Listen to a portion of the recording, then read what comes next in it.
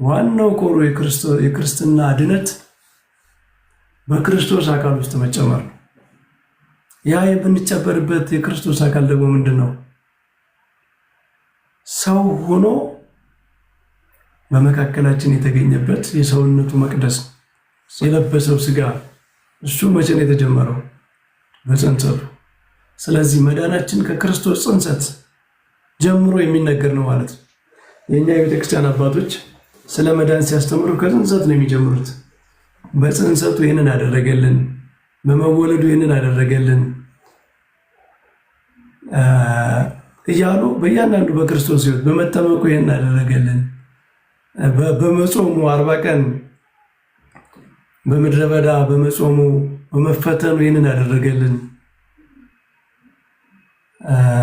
እየተዟዟረ በማስተማሩ ተአምራትን በመፈጸሙ ይህንን አደረገልን፣ ከዚያ በኋላ ደግሞ በመሰቀሉ በመነሳቱ መጨረሻ ላይ ደግሞ መደምደሚያው ማለት ነው ይህንን አደረገልን ብለው በሁሉም በክርስቶስ ሕይወት ነው መዳን የሚብራራው ማለት ነው።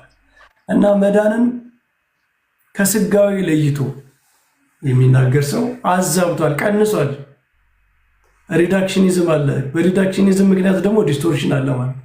የተበላሸ ነገር አለ፣ ኢሜጁ ተጎሳቅሏል ማለት ነው። እና ይሄ ነው እና ልደትን የምናከብረው የክርስቶስን መወለድ፣ የክርስቶስን መጸነስ፣ የክርስቶስን ሰው መሆን የድነታችን ትልቅ አካል አድርገን የምናከብረው መሰረቱ እሱ ነው። ጾመ፣ ተሰቀለ፣ ሞተ ብትል በስጋዊ ነው፣ ሰው ስለሆነ ነው። ሰው ባይሆን ኑሮ ይሄ ሁሉ አይነገርለትም ነበር ማለት ነው። የምንዋሃደው ሰው ስለሆነ ነው። ከሱ ጋር በጥምቀት ሞቱንና ትንሣኤውን የምንካፈለው ሰው ስለሆነ ነው። ሰው ባይሆን ኑሮ መቼ ይጠመቅ ነበር? እሱ መቼ ይሞት ነበር? መቼ ይነሳ ነበር? እና ስጋዊው የድነታችን መሰረት ነው ማለት ነው። አንከራችን ነው ድነት። ማንኛውም ድነት የሚብራራው ከክርስቶስ ስጋዊ ተነስቶ ነው። ከሰውነቱ ተነስቶ ሰው መሆኑ የእኛን ስጋ ነሳ ብለን ነው የምንጀምረው ማለት ነው። መስቀሉ በስጋዊው ውስጥ ያለው ኃይል የተገለጠበት ነው። ያ በምድር ላይ ሲመላለስ የነበረው፣ ሲያስተምር የነበረው፣ ተአምራት ሲሰራ የነበረው፣ አጋንንት ጦር የከፈቱበት፣ አይሁድ ጦር የከፈቱበት፣ ሮማውያን ጦር የከፈቱበት፣ ሊያጠፉት በየአቅጣጫው የተነሱበት ብርሃን፣ ጨለማ ብርሃንን ስለማይወድ ማለት ክርስቶስ ሕሙማነ ሥጋን በሥጋ የታመሙትን በተአምራት እየፈወሰ፣ ሕሙማነ ነፍስ በነፍስ የታመሙትን በትምህርቱ እየፈወሰ ለሰዎች ብርሃን ሆኖ ሲያስተምር፣ ብርሃንን ሲገልጥ ጨለማው ተሸበረ ማለት ነው። ጨለማው ተናወጠ። ስለዚህ ጨለማው ያንን ብርሃን ለማጥፋት ተንቀሳቀሰ። ሞት አመጣበት። ግን ሞት ይዞ ሊያስቀረው አልቻለም። ጨለማ ብርሃንን መቼ አሸንፎ ያውቃልና? ስለዚህ የክርስቶስ መከራው፣ ሞቱ፣ ትንሣኤው ራሱ በስጋዊው ውስጥ ያለው የመለኮት ኃይል የተገለጠበት ያሸነፈበት ነው። ያ ኃይል ቀድሞ በስጋዊው ውስጥ የነበረ ነው ማለት ነው። ሰው የሆነው አምላክ ሰው ከሆነ ይህንን ሁሉ ያደርጋል። እንዴት አያደርግ? ባያደርግ ነው የሚገርመው። የተሰቀለው ሰው የሆነ አምላክ ከሆነ ሞት ይዞት እንዴት ሊያስቀረው ይችላል? የተሰቀለው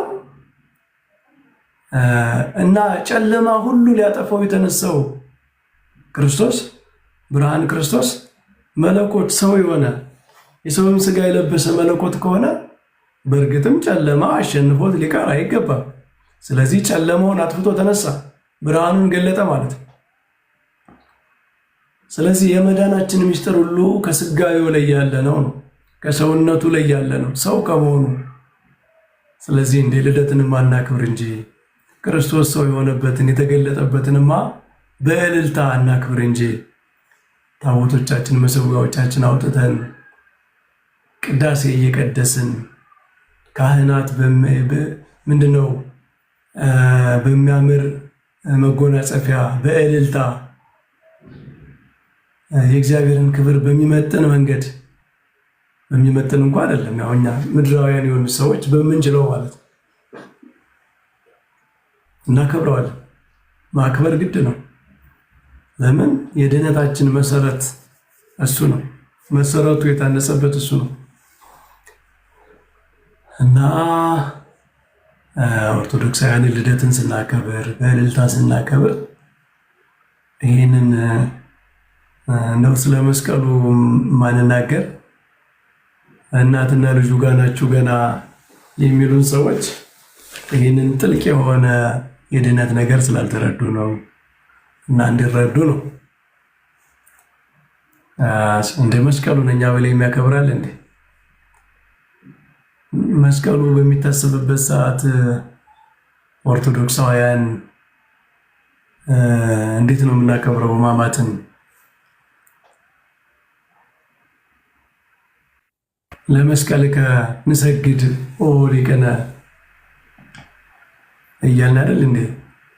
ጌታችን መሪያችን ሊቃችን ኢየሱስ ክርስቶስ ሆይ ለመከራህ ለመስቀል እንሰግዳለን እያልን እየወደቅ እየተነሳን የምናከብረው እኛ ነን። ለከ ኃይል ክብር ወስብሐት። ጌታ በተሰቀለ ሰዓት ደካማ የመሰላቸው ሰዎች ነበሩ። አይሁድ ያሸነፉት፣ ሮማውያን ያሸነፉት፣ ያንን ብርሃኑን ያጠፉት መስሏቸው ነበረ። መላእክት ደግሞ ይህንን የተሰቀለው አምላክ እንደሆነ ስለሚያውቁ ለከ ኃይል ክብር ወስብሐት አማኑኤል አምላክነ ክርስቶስ ንጉሥነ እያሉ መላእክት ያመሰግኑትን ምስጋና እንደ ሰቃዮቹ አንተ ደካማ ነህ እንዳሉት ሰቃልያን ሳይሆን እንደ መላእክት ለከ ኃይል ክብር ወስብሐት አንተ የተሰቀልከው ኃይል ክብር ምስጋና የሚገባ ነህ። ዓለምን ለማዳን ነው የተሰቀልከው እንጂ አንተማ ማን ይሰቅል ነበረ? አንተን መስቀል የሚቻለው አንተን መግረፍ የሚቻለው ማን ነበረ? እያል የምናመሰግነው መስቀሉን የምናከብረው እኛ ነን። በሳምንት 2 ቀን እየጾምን የክርስቶስን ሕማማት ከዓመት እስከ ዓመት ከዘመነ ትንሣኤ ውጭ የምናከብር እኛ ነን። በእያንዳንዱ ቅዳሴያችን ሞቱን የምንናገር እኛ ነን። ይህንን ባደረጋችሁ ጊዜ ሞቴን ትናገራላችሁ ባለው መሰረት ሞቱን የምትተርክ ቤተክርስቲያን እኮ ነች። ቅዳሴ በቀደሰች ቁጥር ንዜኑ ሞተከ እግዚኦ፣ አቤቱ ሞትህን እንናገራለን። በተያዘባት በዚያች ምሽት ይህንን አደረገ። የማይሞተው ሞተ፣ ሞትን ያጠፈው ዘንድ ሞተ፣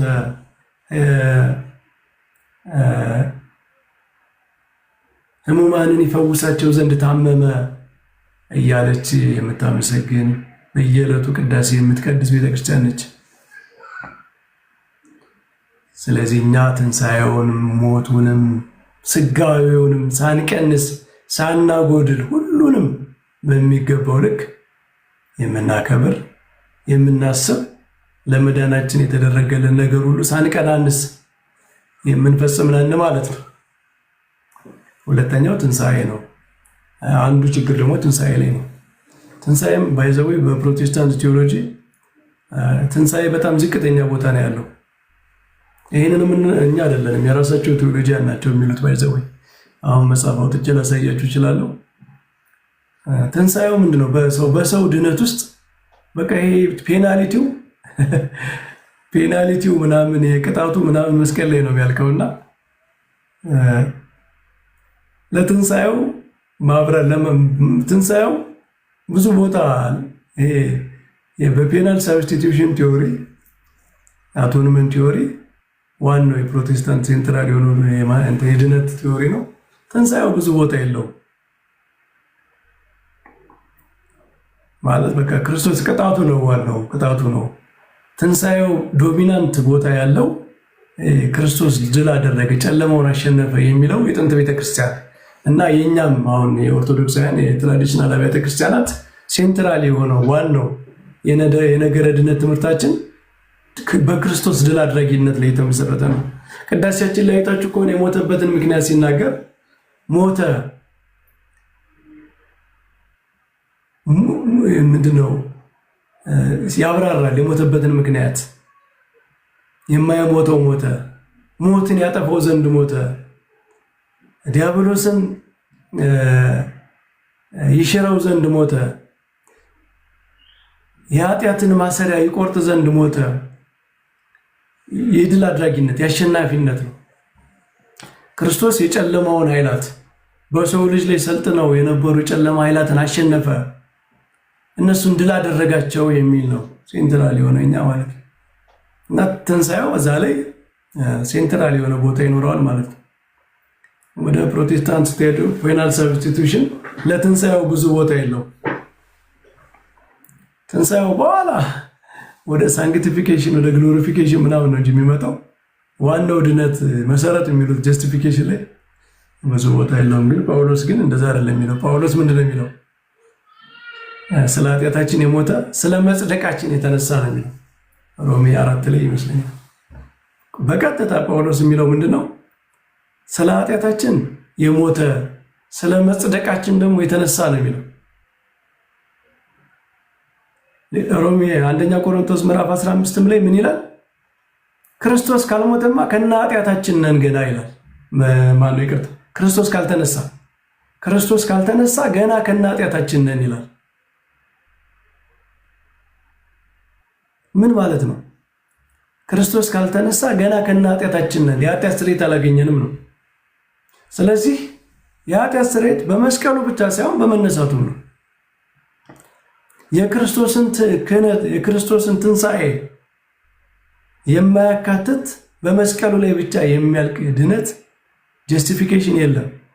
ክርስቶስ ካልተነሳ ገና ከነ ኃጢአታችን ነን።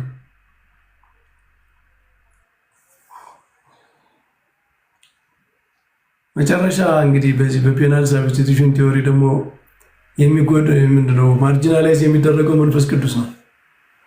አሁን የመንፈስ ቅዱስን ቦታ ሰምታችሁ ታውቃላችሁ? አብ ይቀጣል፣ ወልድ ይቀጣል፣ አለቀ በቃ እዛ እንትን ተፈጸመ ማለት ነው። ምንድነው ይሄ ሌጋል የሆነው ነገር አለቀ። መንፈስ ቅዱስ ምን እያደረገ ነው? እየቀጣ ነው፣ እየተቀጣ ነው። የመንፈስ ቅዱስ ቦታ ማርጂናላይዝ ይደረጋል ማለት ነው። አሁንም ወደኋላ ወደ ሳንክቲፊኬሽን ወደ ግሎሪፊኬሽን ምናምን ነው የሚያመጡት። እኛ ግን ምን እንላለን? ጀስቲፊኬሽን መቀየር ስለሆነ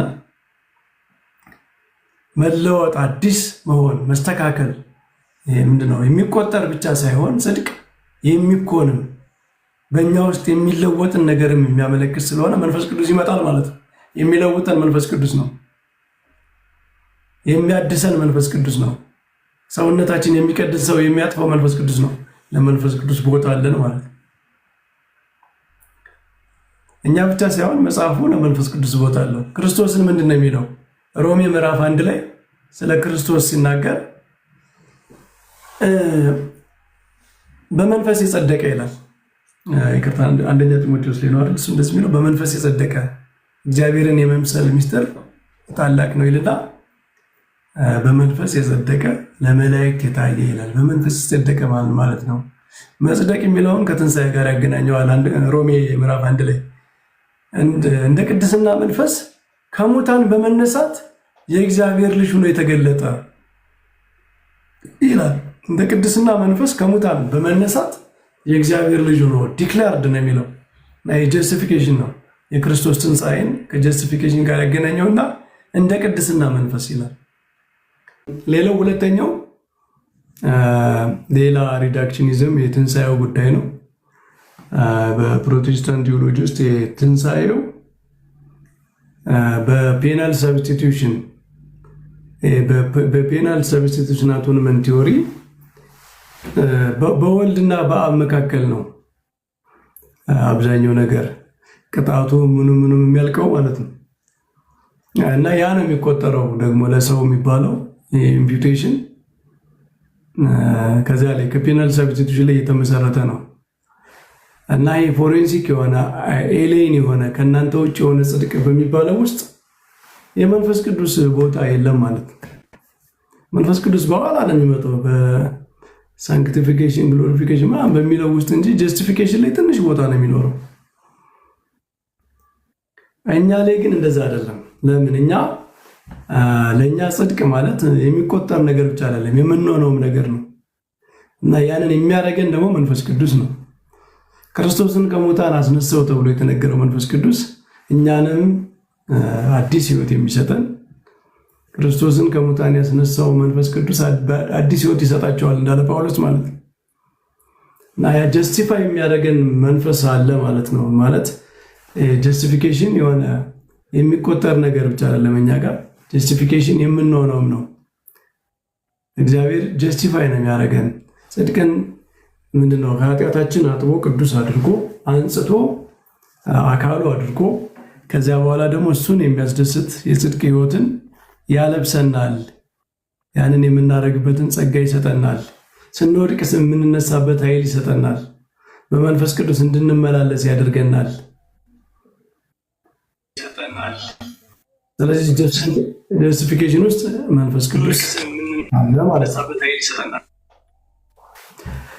እንደዛ ነው። ካልሆነ ግን መንፈስ ቅዱስን የማያካትት መንፈስ ቅዱስ የሌለበት ጽድቅ፣ ድነት የተዛባ ነው ማለት ነው። ሪዳክሽኒዝም አለው ማለት ነው። የጎደለው ነገር አለ ማለት ነው።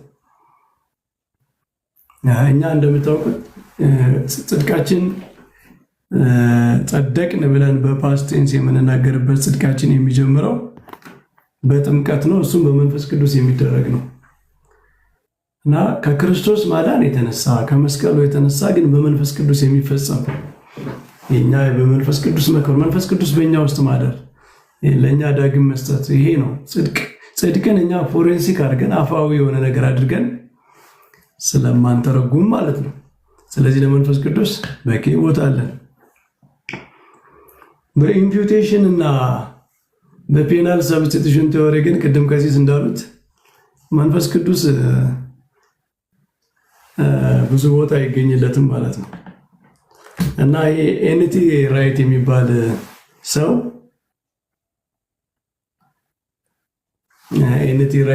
ሰው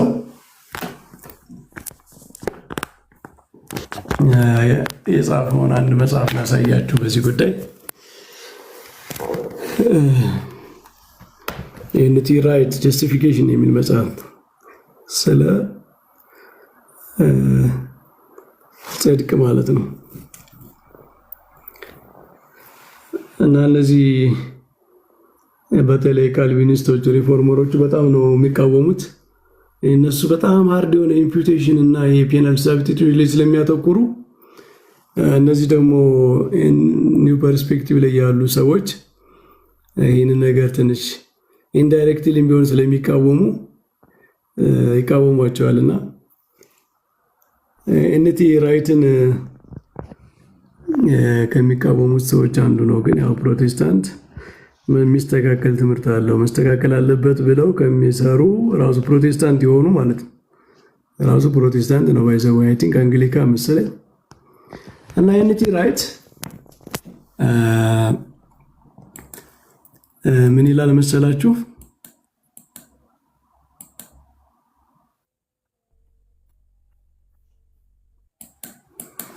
አንድ ቦታ ላይ ላሳያችሁ።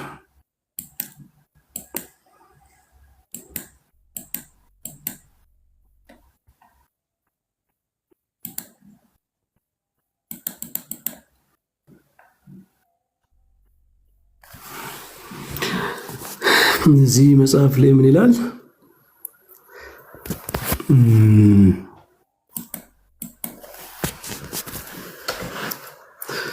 ትንሽ አነስ አድርጌው ባቀርበው ይሻላል ለካሜራው። Second, the question is about the means of salvation ይላል ገጽ 10 ላይ ማለት ነው መጽሐፉ ላይ። እና ምን ይላል? how is accomplished, how salvation is accomplished ማለት ነው። ሄር ጆን ፓይፐር የሚባል የሪፎርምድ ቴዎሎጂያንን ይጠቅስና and the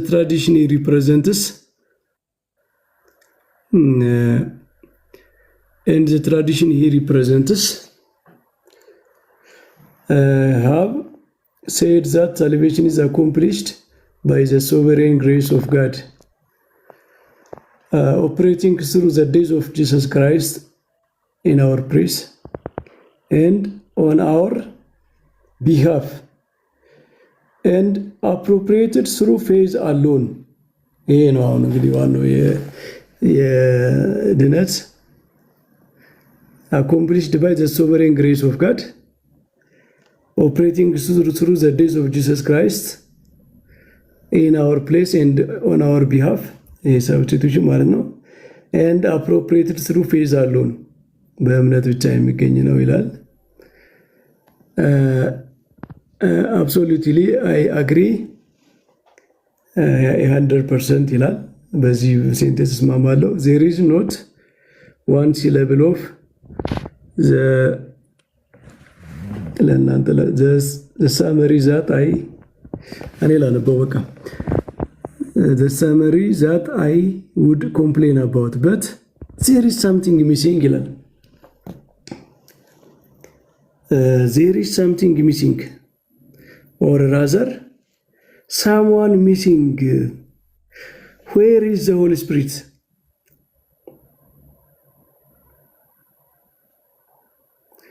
Where is the Holy Spirit ይላል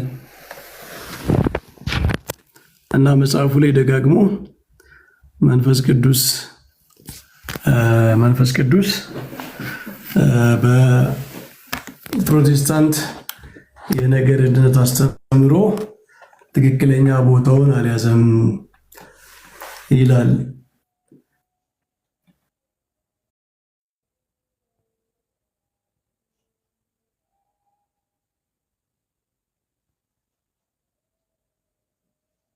ቅዱስ ብዙ ቦታ መስጠት የሚቻል አይመስለኝም። እንትኑ ራሱ ባክግራውንዱ የሚፈቅድ አይመስለኝም።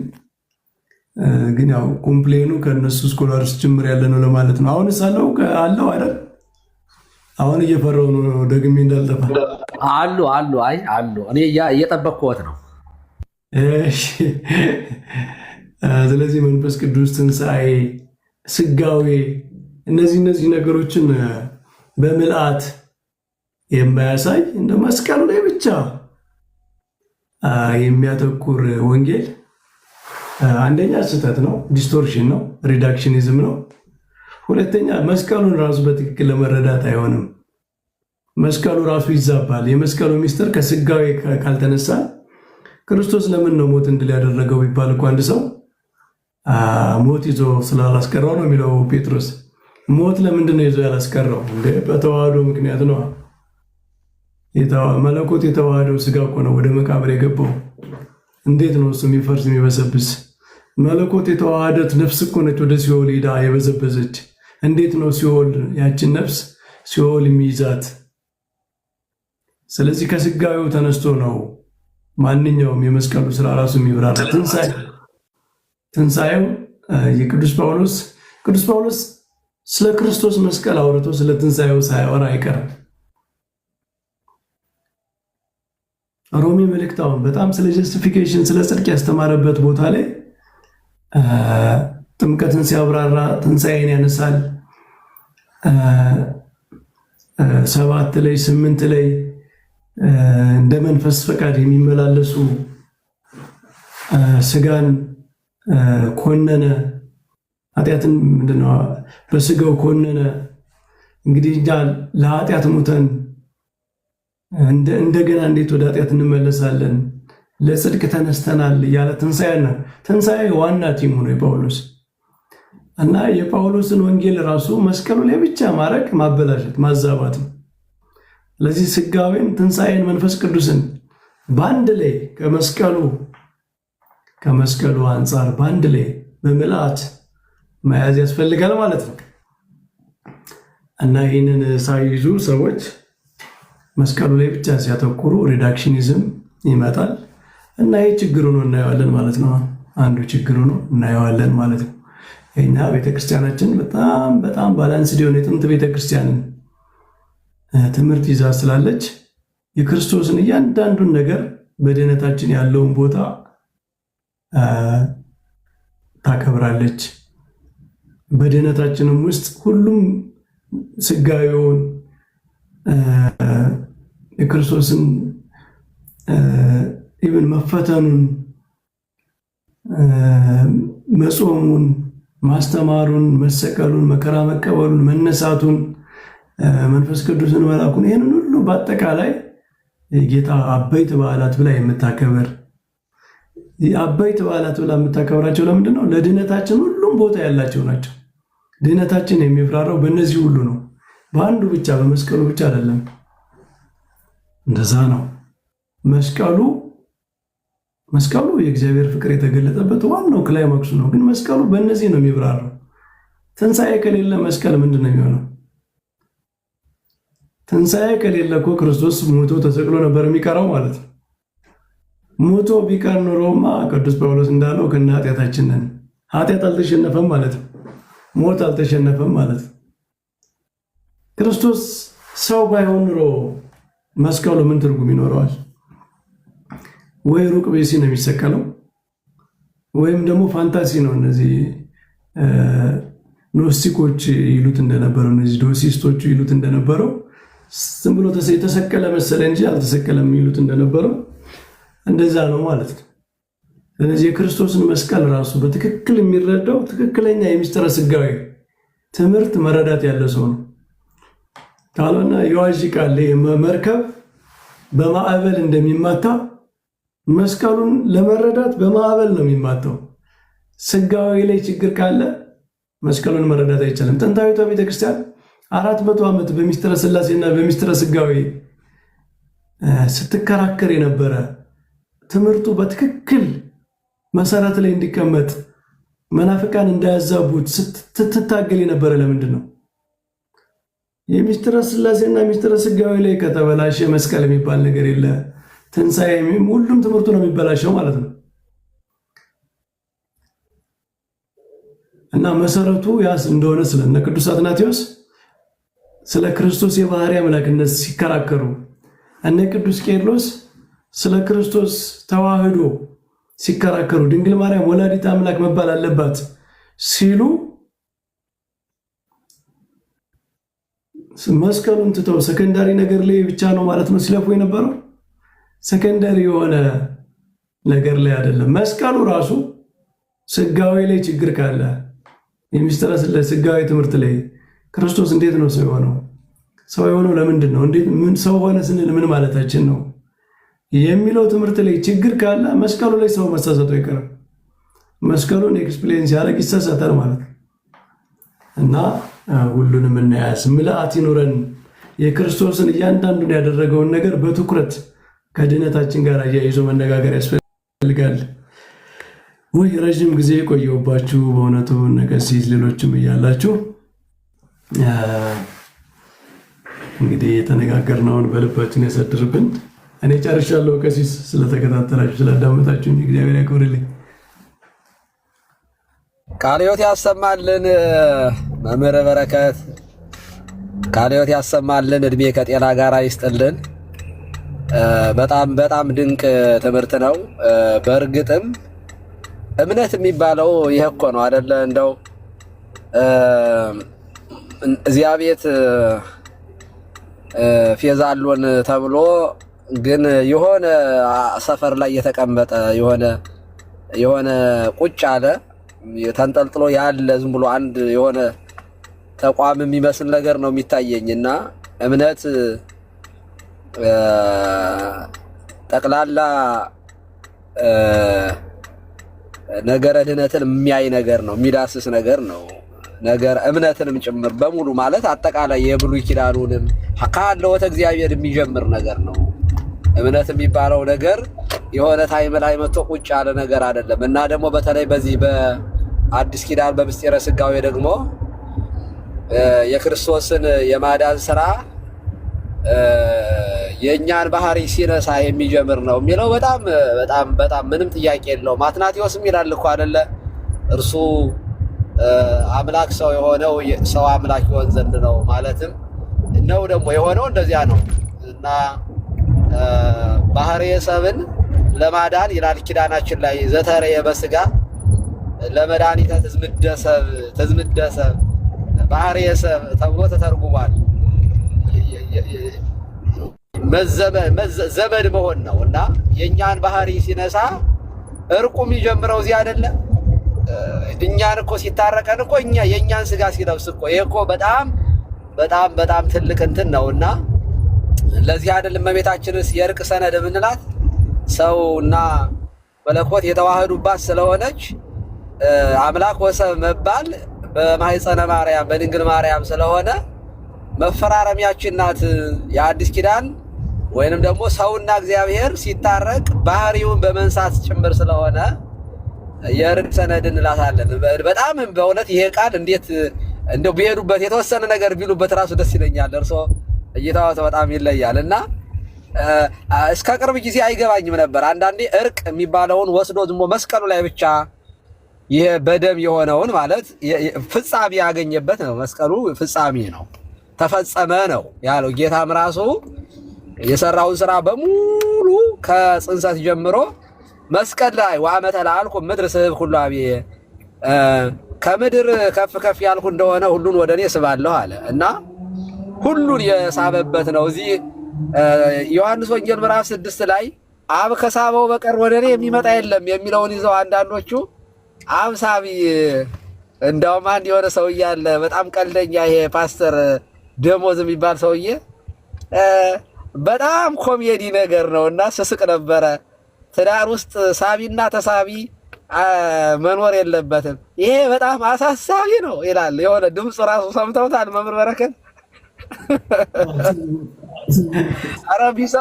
ኧረ የሰማችሁ ሰዎች እዚህ ውስጥ እባካችሁ እንደው ማይካችሁን አብሩልኝ።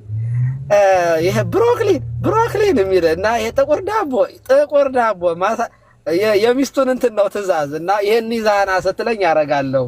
ትዳር ውስጥ መተሳሰብ ከሌለ የድሮ እናቶቻችን እንዴት ነው አንድ ሰው አስቦ አንድ በሬ ስቦ ይሉ ነበረ። ይሄ አሳሳቢ ነው ይላልና አብ ከሳበው በቀር ወደ እኔ የሚመጣ የለም የሚለውን ይዘው ስለዚህ ወደ ወልድ መሄድ የሚቻለው አብ ሲስብ ነው ብሎ በቃ አንድ የመጽሐፍ ቅዱስ ክፍል ይዙና ሌላውን ነገር አሳሳቢ ያደርጉታል። እሱ ራሱ ጌታ ምን ብለዋል? እኔም ከምድር ከፍ ከፍ ያልኩ እንደሆነ ሁሉን ወደ እኔ ስባለሁ ብሏል። እና ይሄ የመሳብ ጉዳይ ለአንድ የምንሰጠው ነገረ ድነትን ጠቅልለን ዝም ብለን እግዚአብሔር በማለት አዳነን እንላለን። ከዛ በተረፈ የቤዛነቱን ስራ፣ የሊቀ ካህንነቱን ስራ፣ የመስቀሉን ስራ በተለየ አካሉ ያደረገውን እሱን ለይቶ ማስተማር ተገቢ ነው።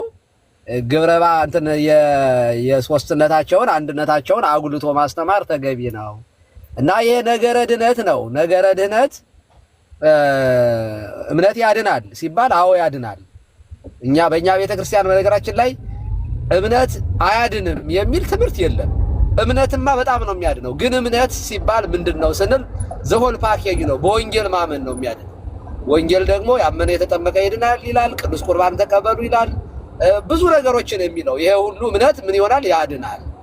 እዚያ ቤት ያለው ግን ሌላ ስለሆነ ነው አንዳንድ ጊዜ እንትን የምንለው። ስለዚህ ነገረ ድነት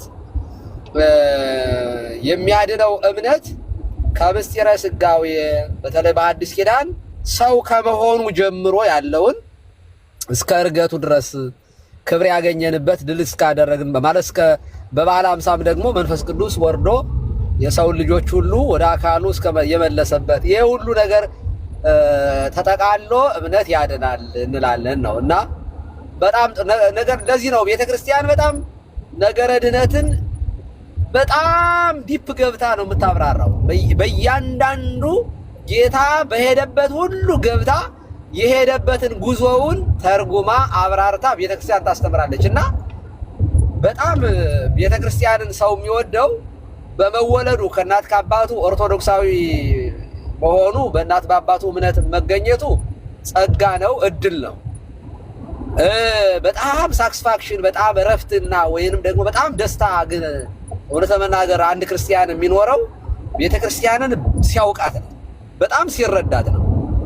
ቤተክርስቲያንን ከውጭ ሆኖ መመልከት፣ ቤተክርስቲያንን ውስጥም ሆኖ ወደ ውጭ እያዩ መመልከት፣ ቤተክርስቲያንን ውስጥ ሆኖ ህይወት አልባ ሆኖ በመመልከት አይምሮን የሚያልፍ ሰላም የለም እና ቤተክርስቲያንን በጣም ባወቅናት ቁጥር በጣም በቀረብናት ቁጥር ውበቷ እየማረከን በጣም እየጣፈጠችን በጣም የእግዚአብሔር ድንቅ ስራ የምናደንቅባት ውብና ስንዱ ቤተክርስቲያን አለችንና እግዚአብሔር ስሙ የተመሰገነ ይሁን። ያንን ትምህርት በሚገባ ደግሞ በመምህራኑ እንደነ መምህር በረከት ሌሎቹም ባሉ ሊቃውንት ሲብራራ ደግሞ የበለጠ ይጣፍጣልና ቃለ ሕይወት ያሰማልን ለማለት ነው። እድሜ ከጤና ጋር ይስጥልን መምህር በረከት።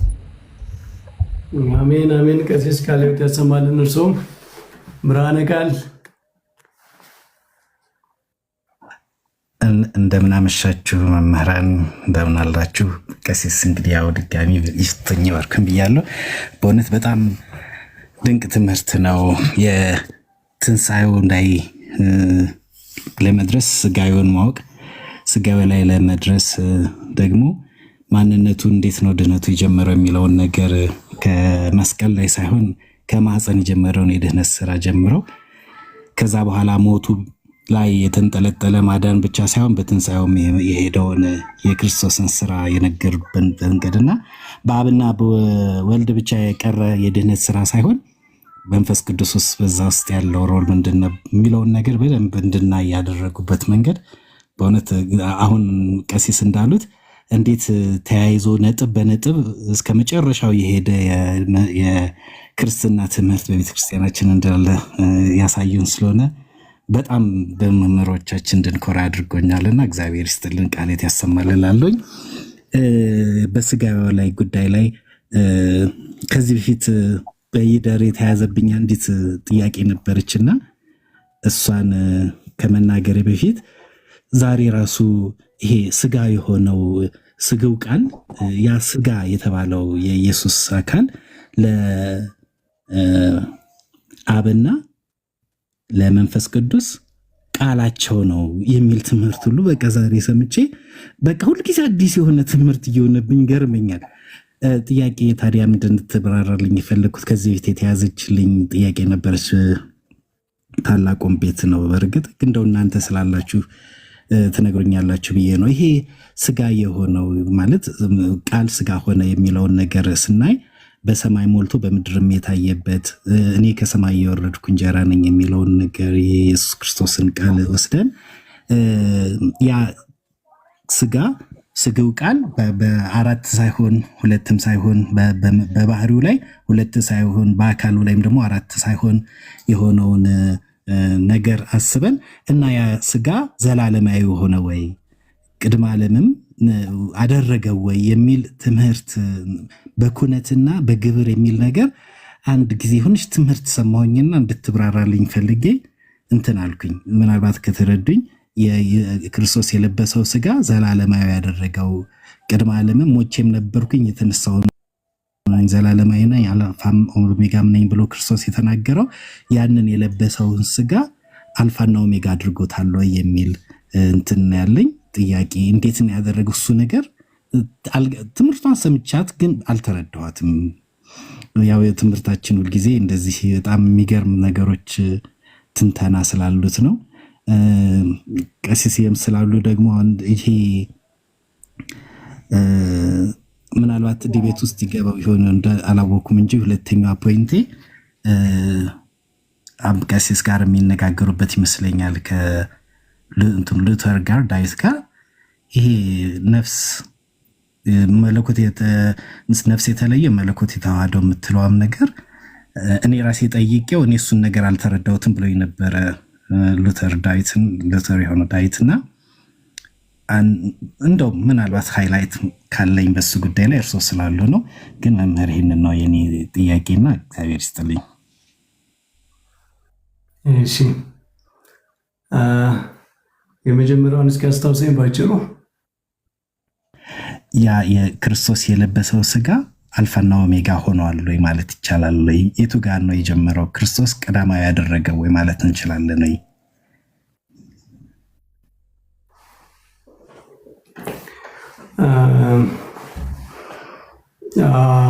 ያው ቀዳማዊነት ምንድነው? አሁን ለምሳሌ ክርስቶስ ይሄ የመገናዘብ ትምህርት አለ አይደል? እንዲያው ለቃል ከሆነ ለስጋ እንዲያው ለስጋ ከሆነ ለቃል የሚል የቃል ገንዘብ ለስጋ፣ የስጋ ገንዘብ ለቃል ሆኗል። ወይም የትስብእት ገንዘብ ለመለኮት፣ የመለኮት ገንዘብ ለትስብእት ሆኗል የሚለው ይሄ የመገናዘብ ትምህርት ምንድነው? ኮሚኒኬሽን ኦፍ አትሪቢዩትስ ይባላል በእንግሊዝኛ። የጠባያት መገናዘብ የሚለው ማለት ነው። እና ይህንን የሚያመለክቱ የመጽሐፍ ቅዱስ ጥቅሶችም አሉ። ባይዘው ለምሳሌ ቅዱስ ጳውሎስ ክርስቶስን ዓለም ሳይፈጠር የታረደው በግ ይለዋል። ራዕየ ዮሐንስ ላይ ነው አይደል እንደዛ የሚል። አንድ ጊዜ ጥቅሱን ላውጣው ይህንን ለማየት አንድ ጥሩ የመጽሐፍ ቅዱስ ማስረጃ ነው።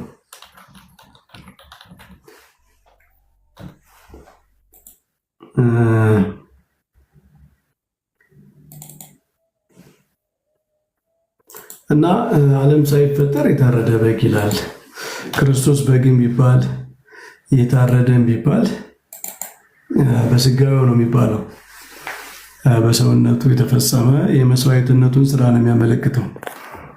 እና ዓለም ሳይፈጠር ግን እንኳን የታረደ ሊባል ማለት ሪያሊቲው ክርስቶስ ሰው የሆነበት ዘመን የሚታወቅ ነው።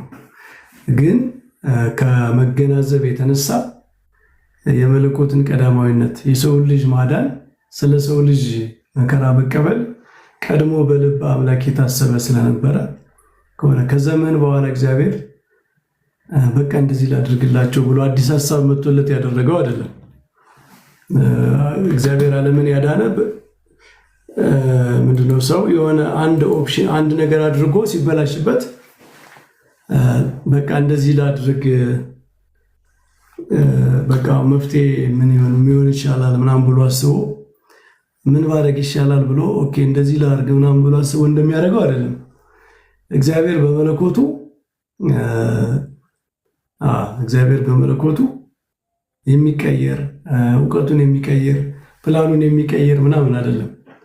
ስለዚህ ያ በመለኮት የነበረውን እንትን ለስጋዊውም ሰጥቶ ይናገራል ማለት ነው። የታረደው በግ ቀድሞ እንደሆነ አድርጎ ስጋዊውን ወደኋላ ዓለም ሳይፈጠር ጀምሮ ጎትቶ መጽሐፍት ይናገራሉ። እና ይሄ ከኮሚኒኬሽን ከመገናዘብ ትምህርት የሚመጣ ነው።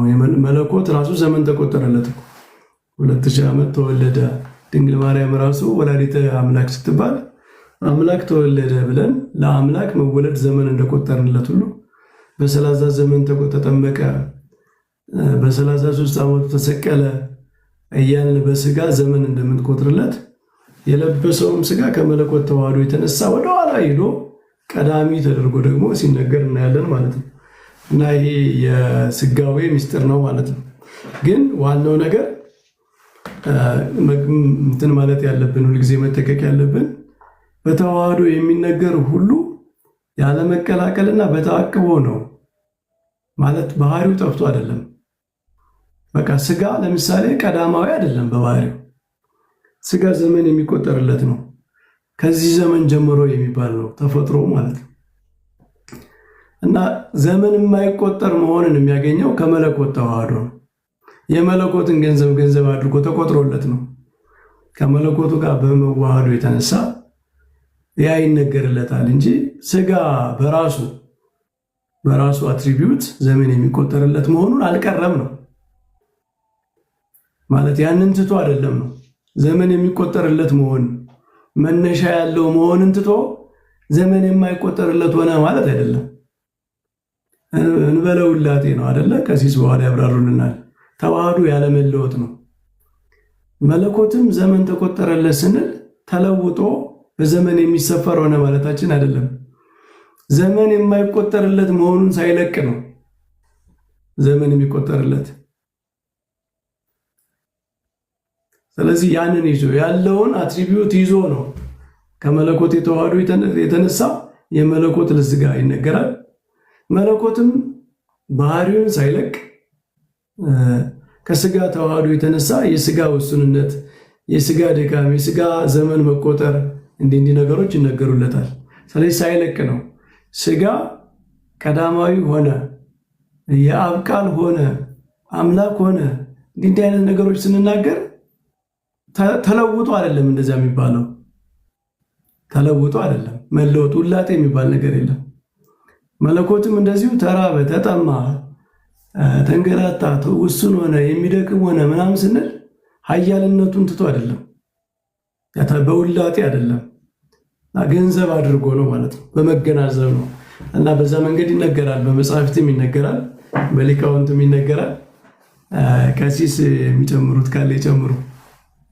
ሁለተኛው ላይ እንመጣለን። እሺ አይ ስልክ አለ ህይወት ከእንትንም ስልክ ቀጠሮ ነበረኝ ረስቼ ለወጣም ስለሆነ የሆነ ነገር ልበላው። አይ እርስዎ እንዳሉት ነው። ለትስብእት ቅድመ ዓለም የነበረ ብሎ ከተዋህዶ በፊት የነበረ እንትን ወይንም ባህርየ ሰብን ቅድመ ዓለም የነበረ አይደለም፣ የተፈጠረ ነው፣ የተገኘ ነው። ግን ከእመቤታችን ከድንግል ማርያም ከስጋዋ ስጋ ከነፍሷ ነፍስ ነስቶ ቃል ሲዋሃደው ከዘላለም ያልነበረ ዘላለማዊ ሆኗል፣ አምላክ ሆኗል።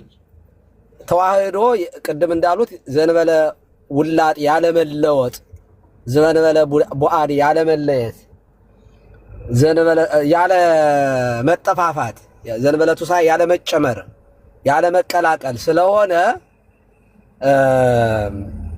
በተዋህዶ ስለሆነ ቅድም መምህር በረከት እንዳሉት የቃል ገንዘብ ቃል የሚነገርለት ቃል የሆነውን ሁሉ ለትስብእት ሆኗል። ትስብእት ባህርየ ትስብእት የሰው ባህሪ ራሱ የነበረው ለቃል ይነገራል። በተዋህዶ አንድ አምላክ ብለን እናምናለን።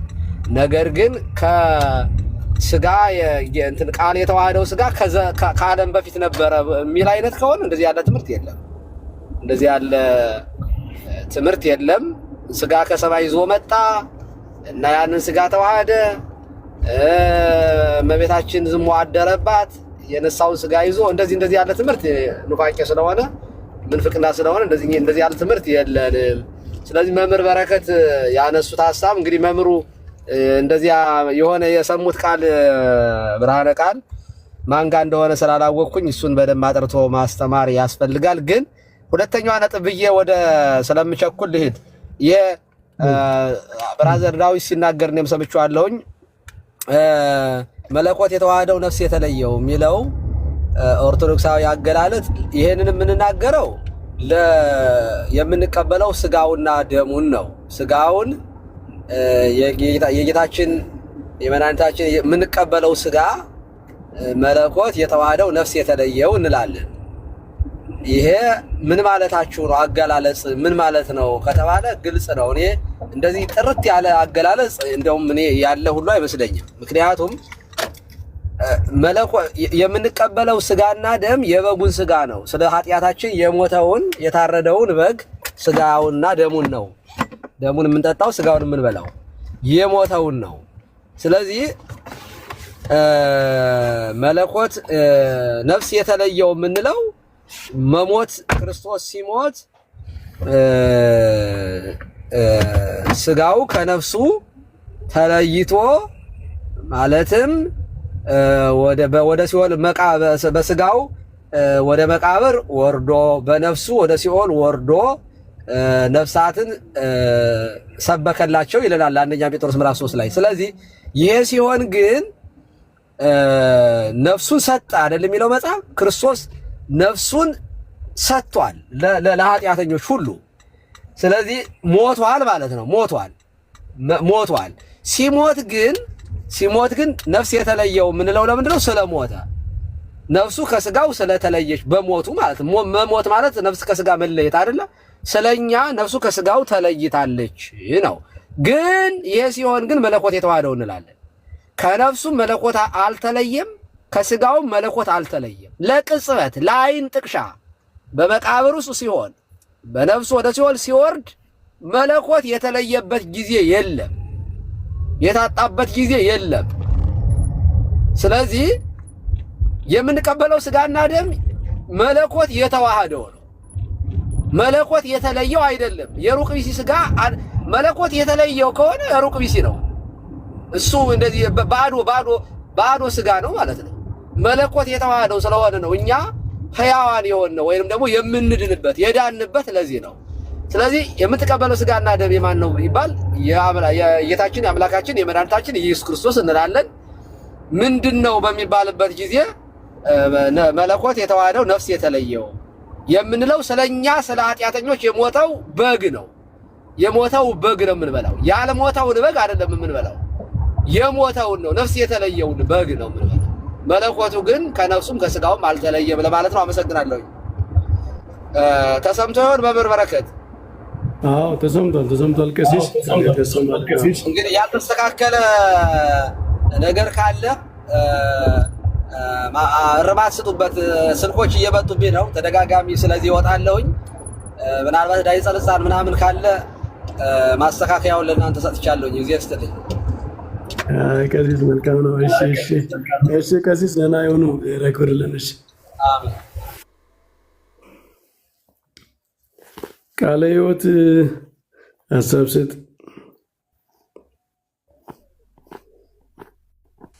እሺ መምህር በረከት እንዴት አመሹ? ሰላም ለእርሱ ይሁን።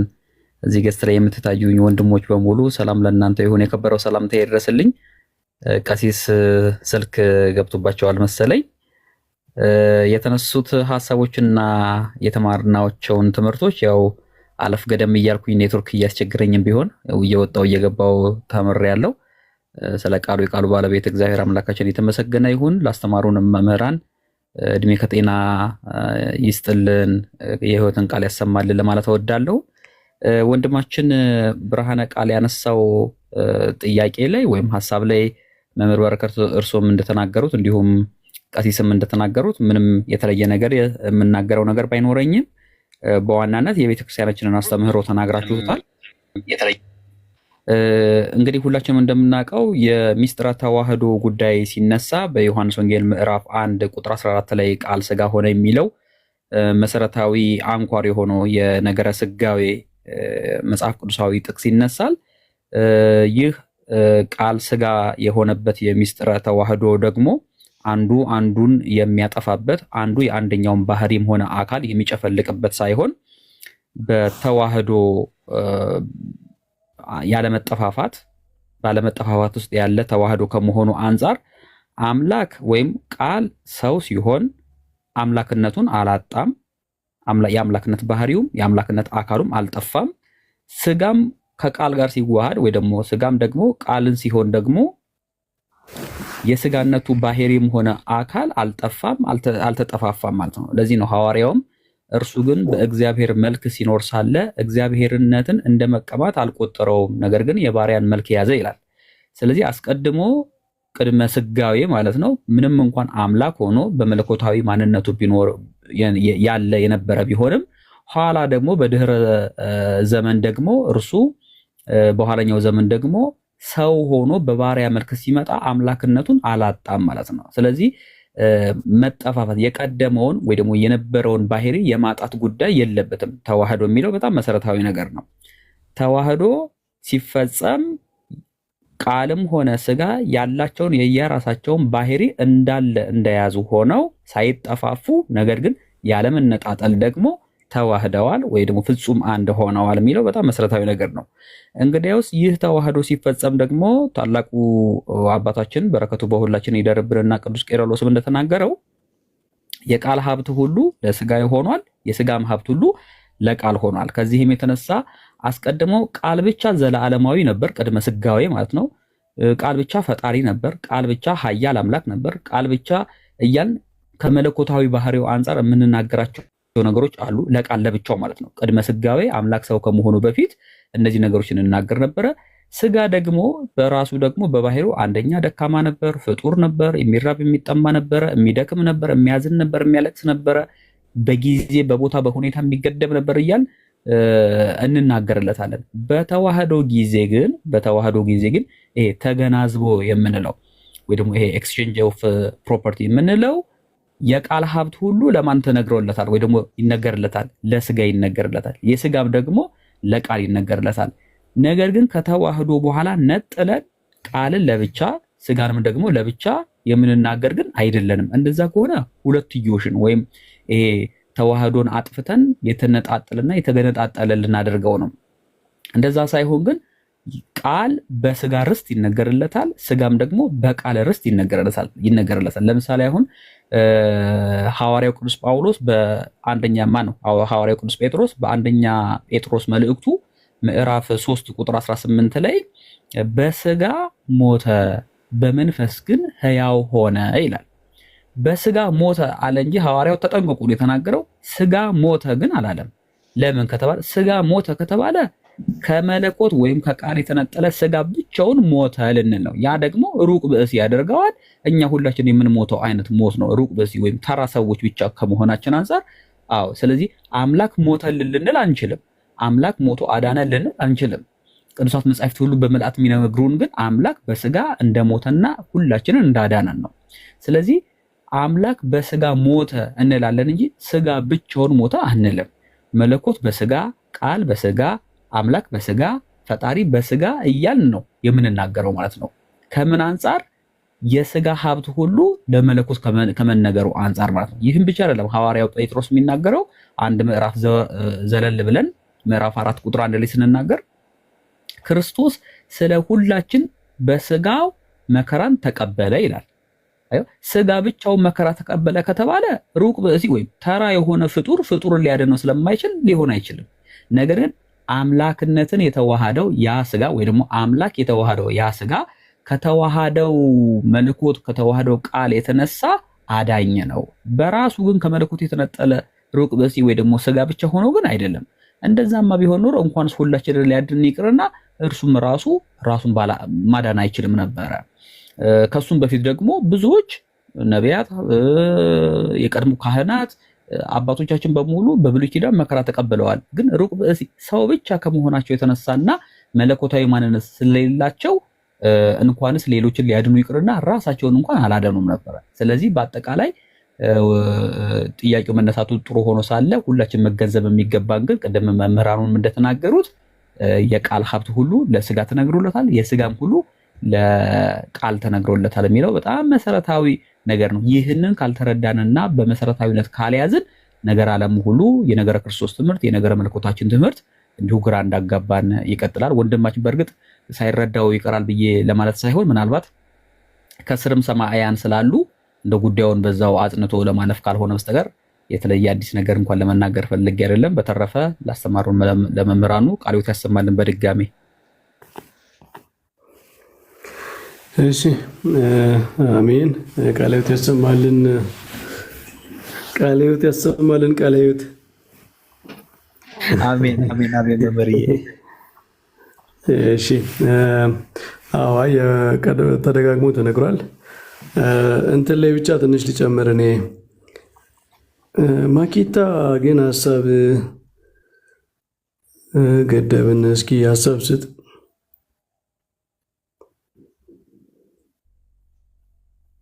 ማኪታ አለ?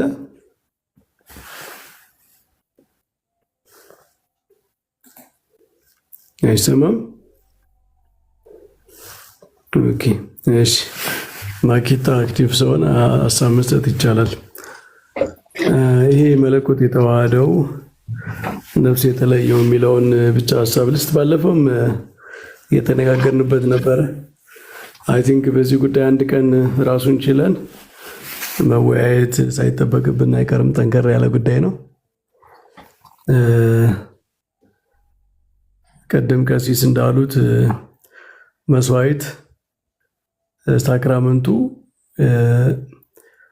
ጌታችን መድኃኒታችን ኢየሱስ ክርስቶስ ራሱ በዕለተ ሐሙስ ስጋውና ደሙን ሲሰጣቸው ምንድነው የነበረው ሁኔታ የሚለውን ሁሉ ማየት ያስፈልጋል። እና እኔ ቀሲስ እኛ ጋር እነዚህ ነገሮች በጣም ጠለቅ ብለው በቅዳሴ መጽሐፋችንን መታየት አለባቸው ብዬ ነው የማስበው። አንድ እንትና ከጎርጎሪዎስ ዘኑሲስ እና ጎርጎሪዎስ ዘኑሲስ የተናገረው ከዛ ደግሞ ቶማስ አኩናስ በካቶሊኮች የጉዳይ ተነስቶ በጣም ብዙ አወያይቷል እና እሱ ያብራራው ነገር አለ። ሳክራመንታል ፐርስፔክቲቭ እና ኮንኮሚተንስ የሚሉት ደግሞ አለ። ኮንኮሚተንስ የሚባል በሁለት አስፔክት ነው የሚታየው የሚል ማለት ነው። ከሳክራመንት ፐርስፔክቲቭ ሳክራመንቱ ሞቱን ነው ራሱ የሚናገረው።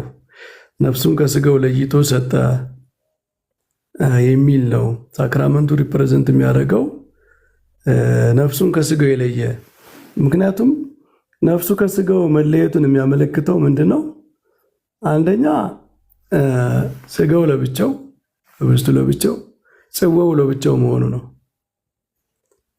እንዲህ ማድረግ የሚቻለው ሞት ብቻ ነው። እንደዚህ መለየት የሚችለው ማለት ነው። የሰውን ስጋ ከደም መለየት የሚያስችለው ሞት ነው።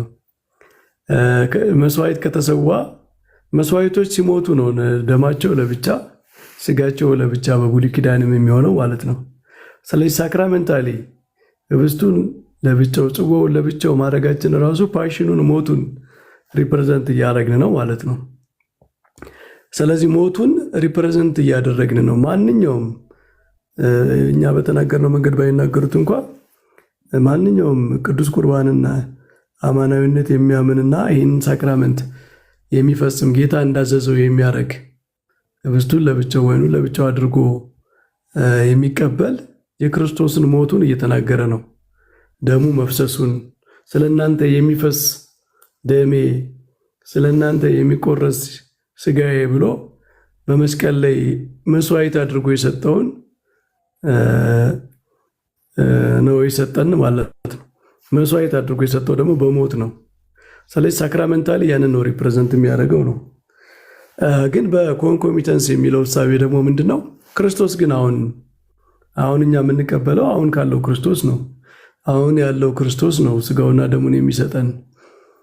መቼም የዛሬ 2000 ዓመት ጌታ በሞተበት ሰዓት የነበረውን ስጋና ደም ሳይሆን አሁን ያለውን ክርስቶስ ነው የምንካፈለው።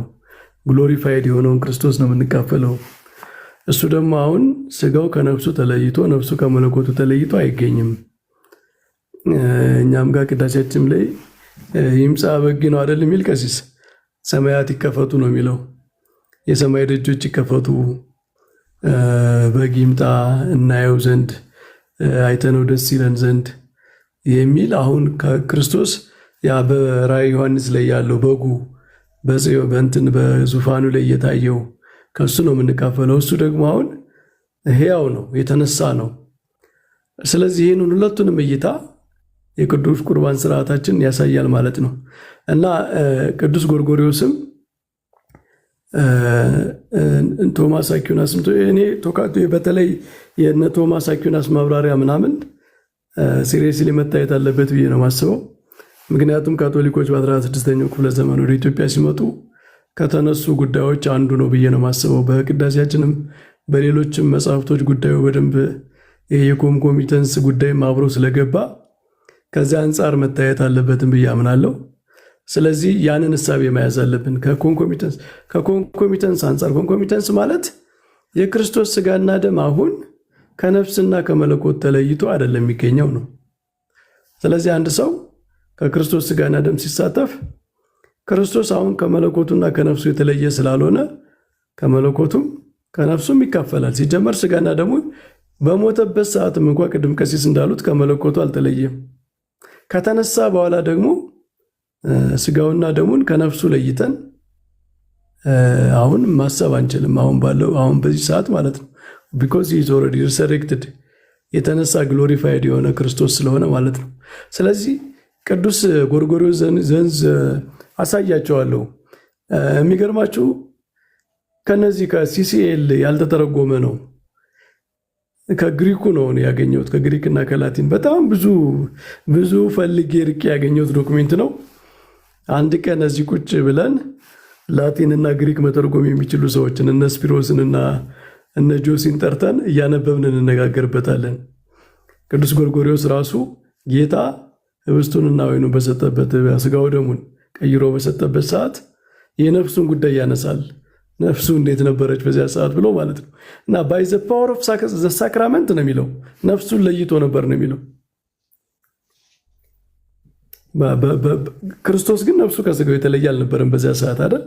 ገና ወደ መስቀል አልሄደም፣ አልሞትም። ግን ባይ ዘ ፓወር ኦፍ ዘ ሳክራመንት ሳክራመንታሊ ግን ያንን ሪያላይዝ አድርጎ ነው የሰጠን። አሁንም ከተነሳም በኋላ ባይ ዘ ፓወር ኦፍ ዘ ሳክራመንት ነፍስ የተለየው መለኮት የተዋህዶ ማለት ይቻላል በሳክራመንት። በኮንኮሚተንስ ደግሞ አሁን ክርስቶስ ነፍሱ ከስጋው ያልተለየች የተነሳ ስለሆነ ከነፍሱ ጋር እንሳተፋለን። ስለዚህ ከሁለት አስፔክት መታየት አለበት የሚል በጣም ዲፕ የሆነ ቲዮሎጂ አለው እና እኔ እሱን ነው ቅዳሴያችንም ላይ ህብስቱን ስትበሉ ምንድነው ይሄ ስጋውን ስትበሉ ደም የተለየው እንዳይመስላችሁ መንፈስ የተለየው እንዳይመስላችሁ ይላል። ደሙንም ስትጠጡ ስጋ የተለየው መንፈስ የተለየው እንዳይመስላችሁ ይላል። ይሄ የነ ቶማስ አኩናስ ማብራሪያ አይነት የሚመስል ነው። እነሱ ያብራሩበትን መንገድ ስንከተል ምን ለማለት እንደተፈለገ ይገባናል። እና ባይ ዘ ፓወር ኦፍ ዘ ሳክራመንት ሳክራመንታሊ ነው። ሳክራመንታሊ ሞቱን ነው ሪፕሬዘንት እያደረገ ያለ ሚስጥሩ ነው። ግን ከነፍሱም ደግሞ እንሳተፋለን። ምክንያቱም ክርስቶስ አሁን ተነስቷል። ክርስቶስ ተነስቷል። ነፍሱን ምንድነው ስጋውንና የክርስቶስን ስጋውንና ደሙን አሁን ከነፍሱ ለይቶ ብቻውን ማግኘት አይቻልም። ቢኮዝ ከትንሣኤ በኋላ ነፍሱ ከስጋው የተለየ ስላልሆነ ማለት ነው። ግን ይሄ ለማንም ይሰራል። ከመስቀሉ በፊትስ በዕለተ ሐሙስ ብለን ስናይ የቅዱስ ጎርጎርዮስ ሳክራመንታሊ እንደዛ ማለት ይቻላል ነው የሚለው ጎርጎርዮስ።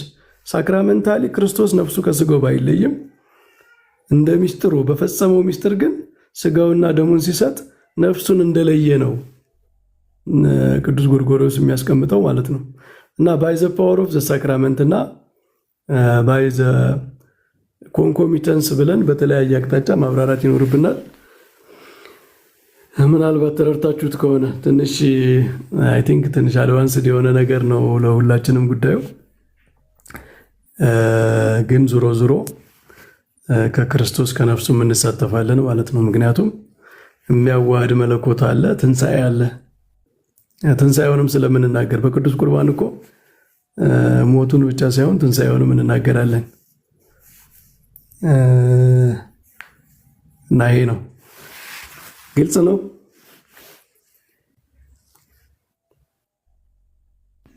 ቃላት ያሰማልን መምህራው። በጣም ግልጽ ነው። ግልጽ ነው። ብርሃነ ትንሽ የወሰብሰብ ያለ ነው አይደል? እውነት ነው። እውነት ነው። ልክ ነው። እንደሱ አይነት ነገር አንድ ወንድማችን why is everything complicated ይላል። because it is mystery እንደ የመለኮት ሚስጥር ነው። እንደው ዝም ብሎ በጣም እንደ ማትማቲክስ እና እንደ አንድ የሆነ በጣም ቀላል እንደሆነ እውቀት ዝም ብለን በሁለት በሶስት አረፍተ ነገር የምናብራራው ምናምን አይደለም። ሳክራመንት ማለት እኮ ራሱ ሚስጥር ማለት ነው። ሚስጥሪ ነው። ሚስጥሪስ ነው የምንላቸው እኮ እኛ እነዚህን የቤተ ክርስቲያን ሚስጥራት የሚለው you cannot fully explain ማለት ነው። በብዙ አቅጣጫ መብራራት አለበት ማለት ነው። በአንድ አቅጣጫ የሆነ እይታ አለው፣ በሌላ አቅጣጫ ስታየው ደግሞ ሌላ ነገር ትናገራለህ ማለት ነው። እና ወንድማችን በዚህ በሚስጥራት በምናምን ጉዳይ አንኮምፕሊኬትድ ያልሆነ በጣም ሲምፕል የሆነ ነገር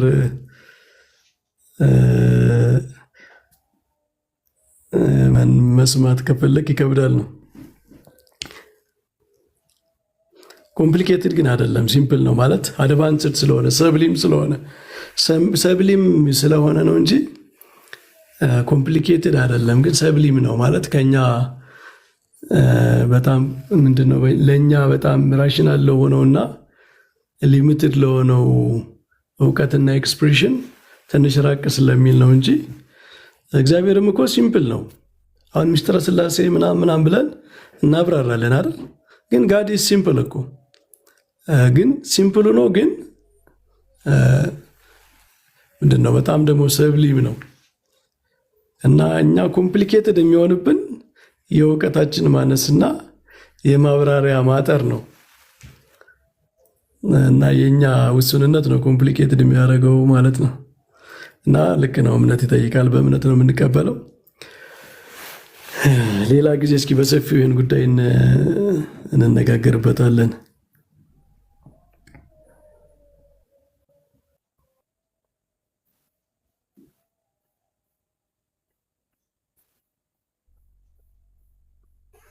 ልክ ነው አለው ጸጥ አለው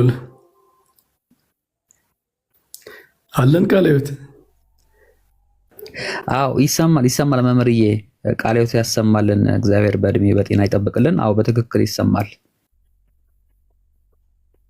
እሺ ስለዚህ ዛሬ ብንጨርስ ይቻለናል ወደ 2 ሰዓት ከምናምን ቆየን እንግዲህ እኔም ብቻዬንም ስለሆንኩ ብዙም አሁን ብዙ ጥያቄ ማስተናገድ የምንችል አይመስለኝም ናቡቴ ጥያቄ ኑሮ ነው ወይስ የምጨምረው ሐሳብ ነው እኔ እንኳን ብዙም የምጨምረው ነገር አይኖረኝም ቃልዮት ያሰማልን ለማለት ነው እንደው አስተያየትም ለመስጠት ያክል ነው እርሶም እንዳነሱት በተለይ በኋላ ላይ ስለ ነፍስ ስለ መለኮት ነኝህ እነ ቶማስ አኩናስ ያነሱት ነገር አለና እሱ ላይ በጣም እንደው ልክ እንደዚሁ አንድ መርሃ ግብር ቢያዝበት መልካም ነው ያስባለሁኝ እዚህ ኮሜንት ከተሰጠው ላይ ግን እንደው ተወሳሰብ የሚል ነገር ተነስቷል እንግዲህ ስለ እግዚአብሔር ጨርሰን ምናቀ ከሆነ በራሱ እግዚአብሔር ሊሆን አይችልምና ያው መቼስ ከውቀትም ከፍለን እናውቃለን ያለው ሐዋርያው ቅዱስ ጳውሎስና ከነከሱ ደረጃ እንኳን ሳንደርስ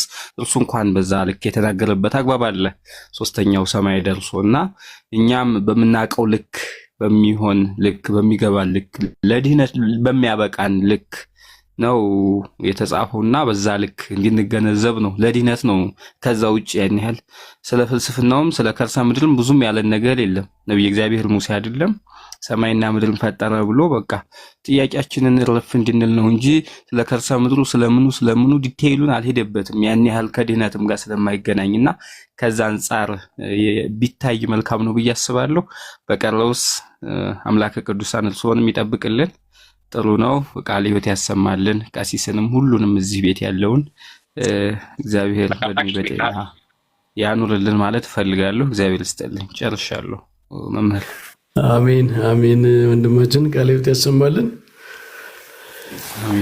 እሺ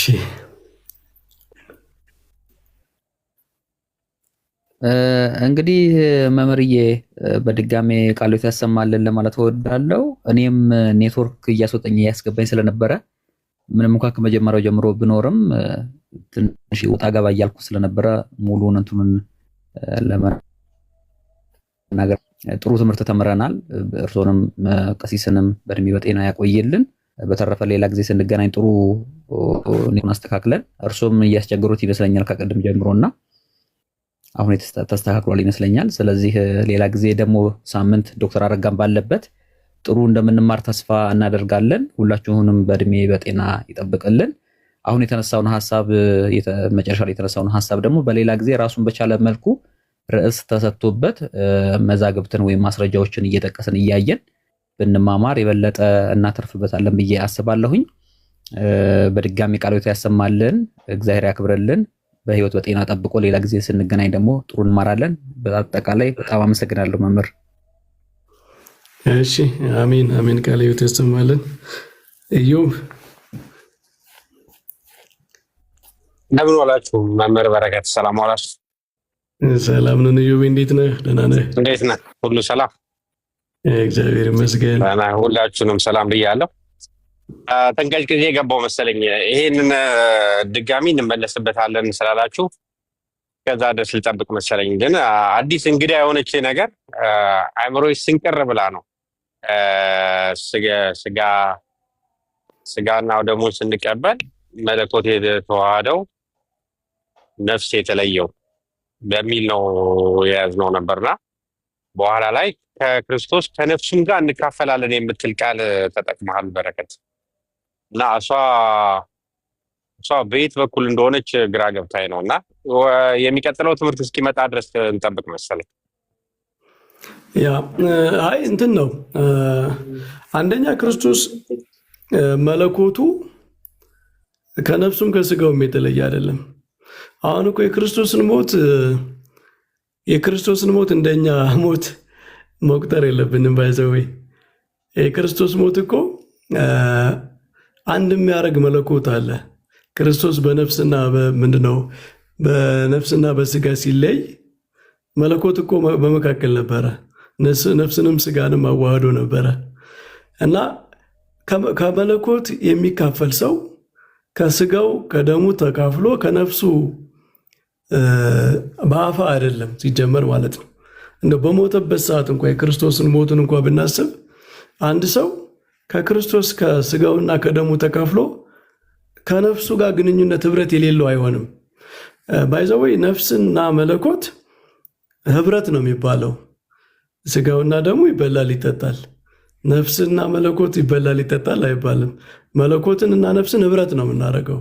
ከስጋው የተነሳ ስጋውና ደሙን ስንበላ መለኮት በእኛ ያድራል ነው የምንለው እና ያ መለኮት ከስጋውና ከነፍሱ ከስጋውና ከደሙ የማይለይ ከሆነ እና መለኮቱ ደግሞ ከነፍስም ጋር ያለ ከሆነ ከነፍስም ጋር ህብረት አለን። ከክርስቶስ ነፍስ ጋር በመለኮቱ የተነሳ እኮ ህብረት አለን። የክርስቶስ ሞት እኛ ስንሞት ነፍሳችን ምንድነው ስጋችንና ነፍሳችን ይለያያል። በመካከል ሚዲየት አድርጎ ነፍስና ስጋን አዋህዶ የሚያቆይ ነገር የለም። ክርስቶስ ግን መለኮት ስለሆነ ከነፍስም ከስጋም የማይለይ መለኮት ስላለ አንደኛ እሱ ነው። ሁለተኛ አሁን ደግሞ ክርስቶስ ተነስቷል ነው። አሁን የምንካፈለው ክርስቶስ ስጋና ደም ከተነሳው ክርስቶስ ነው። ስለዚህ ሳክራመንታሊ ልክ ነው። በሚስጥሩ የምንካፈለው ስጋውና ደሙን ነው። ግን ስጋውና ያ የምንካፈለው ስጋና ደም መለኮትም ነፍስም ሊለዩት አይችሉም። አሁን ምንድነው ይሄ የቶማስ አኩናስን ቆይ እያነበብኩ አስረዳቸዋለሁ። ኮንኮሚታንስ እና ሳክራመንትን ለያይቶ ነው የሚያስቀምጠው እና እኛም ጋር አለ። አሁን ይሄ ቅዳሴው ላይ የእሱ ፎርሙላ አለ እኛም ጋር ማለት ነው። ምንድነው አንዳንዴ እነዚህ ውይይቶች ምናምን ሲፈጠሩ ምንድነው በተለይ ከሚስዮናውያን ጋር ምናምን በተፈጠሩ ውይይቶች የሆኑ ፎርሙላዎች ምናምን ዲቨሎፕ የተደረጉ ይመስለኛል ነው ሂስቶሪካሊ ማለት ነው። ጉዳዩ ግን ያንን የሚያሳዩ ነገሮች ቅዳሴው ላይ አሉ። ለምሳሌ ስጋውን የሚቀበል ሰው ከደሙ የተለየ እንዳይመስለው፣ መንፈሱ የተለየ እንዳይመስለው ይላል ቅዳሴው ላይ። ቅዳሴ አትናቴዎስ ላይ ምንድነው ደሙን የተቀበለ ሰው ከስጋ ያልተቀበለ ከስጋው የተለየ ከመንፈሱ የተለየ እንዳይመስለው ይላል እና የነ ቶማስ አኩናስ አርጊውመንት ይሄ ነበር። ብዙ ጊዜ ካቶሊኮች ለምሳሌ ከእንትን ጋር ያቀብሉ ነበረ። ታውቁ ከሆነ በታሪክ ህብስቱን ብቻ የሚያቀብሉበት ጊዜ ነበረ እና አርጊውመንታቸው ምንድነው? ሰው ከህብስቱ ከተቀበለ ኦልሬዲ ከደሙ እንደተቀበለ ይቆጠራል። ምክንያቱም ህብስቱ አሁን ያለ ደሙ የለም በክርስቶስ ዘንድ። አሁን ህብስቱን ተቀብሎ አንድ ሰው ደሙን ሳይቀበል ደሙ ነፍሱ መለኮቱ ብሎ ያመጡታል። ለምን? ህብስቱ ካለ በክርስቶስ ዘንድ ከአንዱ ነገር መካፈል ከሁሉም መካፈል ነው የሚል ቴዎሎጂ አላቸው፣ በኮንኮሚተንስ ማለት ነው። ምክንያቱም ክርስቶስ አሁን ለምሳሌ ከስጋው ብትካፈል ስጋው ከደሙ አይለይም፣ ስጋው ከነፍሱ አይለይም፣ ስጋው ከመለኮቱ አይለይም። አብረህ እየተካፈልክ ነው። ምክንያቱም ክርስቶስን አሁን ለይተህ ስጋውን ብቻ ልታገኝ አችልም የሚል ትምህርት አላቸው እሱ ማለት ነው።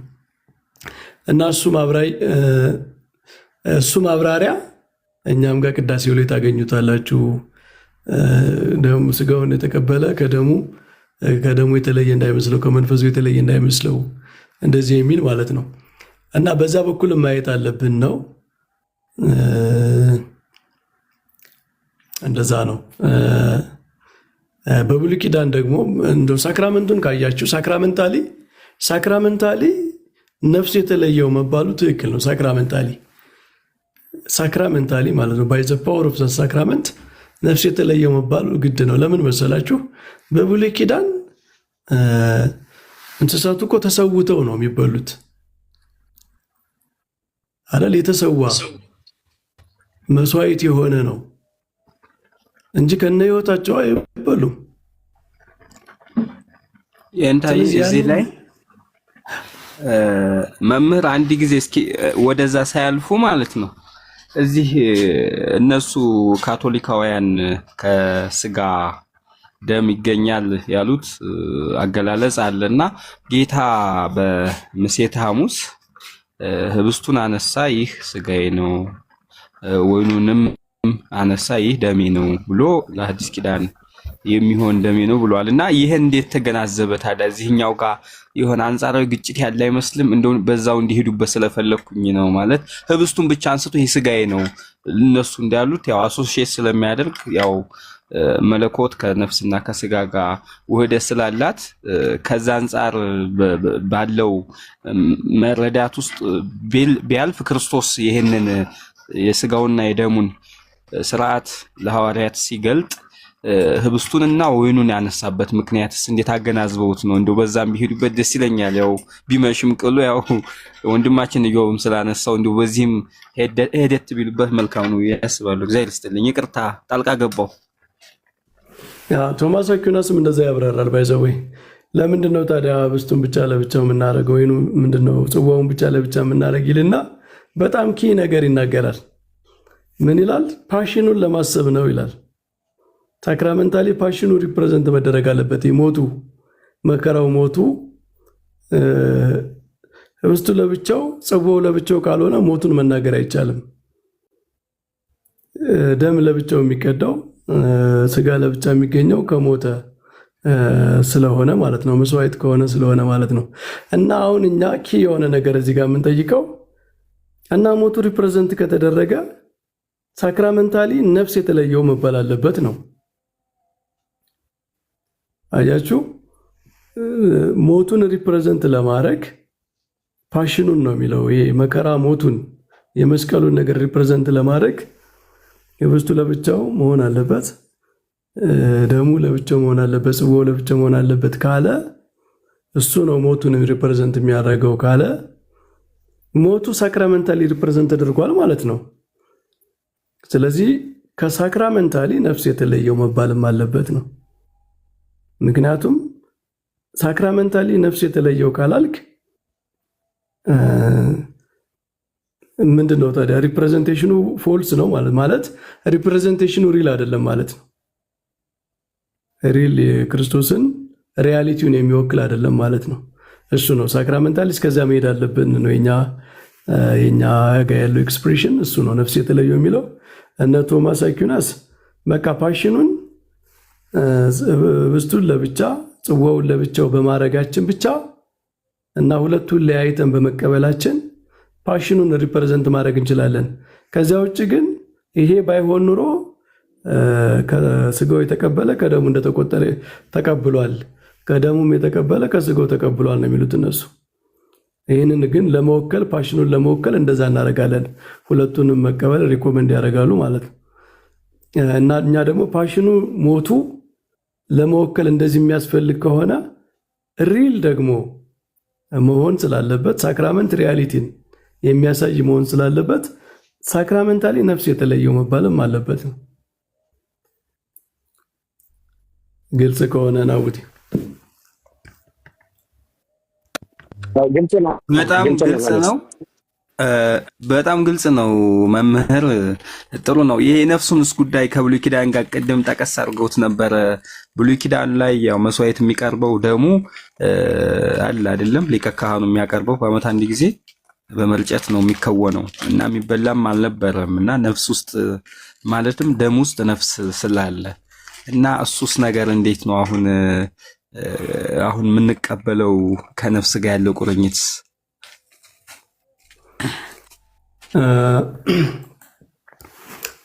የክርስቶስ እንግዲህ በብሉይ ኪዳን ደማቸውን ሰዎች አይበሉም ነበረ፣ ስጋቸው ነበር የሚበላው። በአዲስ ኪዳን ግን የክርስቶስ ደሙንም እንድንጠጣ ስጋውንም እንድንበላ ነው የሰጠን። በብሉይ ኪዳን ደም አፋዊ በውጭ ነበር የሚረጨው እና አፋዊ የሆነ ስርየት ነው የሚሰጠው ማለት ነው። በውጭ መረጨቱ ምንድነው የሚያመለክተው? አፋዊ የሆነ ነገር ነው። አፋዊ የሆነ ቅድስና፣ አፋዊ የሆነ ውጫዊ የሆነ ማለት ነው። አፋዊ ማለት በግዕዝ ውጫዊ ማለት ነው። እሺ፣ አንድ ጊዜ ከአንድ ፕሮቴስታንት ጋር እያወራን አፋዊ ስንል እንደ ኖ አፋዊ አይደለም ኤክስተርናል ነው እያለ እየተከራከረ ነበር። እና አፋዊ ሲባል የአፍ የምንናገርበት አፍ መስሎት መሰለኝ። በግዕዝ አፋዊ እና ውሳጣዊ የሚባላል። አፋዊ ማለት ኤክስተርናል ማለት ነው። እና አፋዊ የሆነ እንግባባል እኛ ጋር። የክርስቶስ ግን አሁን የምንጠጣው ደሙን የምንጠጣው ለምንድን ነው? ሳንክቲፊኬሽኑ ኢንተርናል ነው፣ ውህደቱም ደግሞ ውስጣዊ ነው።